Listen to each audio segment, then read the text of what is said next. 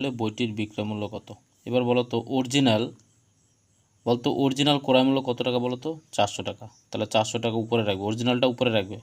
এবার তুমি বলো তোমার 20% যদি লাভ হয়, তোমার বলো তো ক্রয় মূল্য কত? তাহলে ক্রয় মূল্য হচ্ছে 100 টাকা, বিক্রয় মূল্য হচ্ছে 120 টাকা, আর লাভ হচ্ছে 20 টাকা।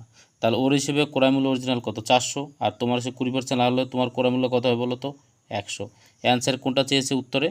চেয়েছে যে বিক্রয় মূল্য কত। তাহলে 20% লাভ হলে বলতে তোমার বিক্রয় মূল্য কত হবে? 120। ওকে, চলো এবার যদি আমরা কাটাকাটি করি তাহলে কী হবে? এই শূন্য এই শূন্য, আমি তুমি, তাহলে 4 বরং কত হয় বলো তো? 48। বুঝলে কি না?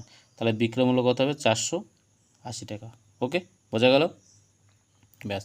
এবার যারা বুঝতে পারোনি, 20% লাভ বলতে বোঝায় কস্ট প্রাইস মনে হয়েছে 100 টাকা, আর তোমার প্রফিট হয়েছে কত টাকা বলো তো?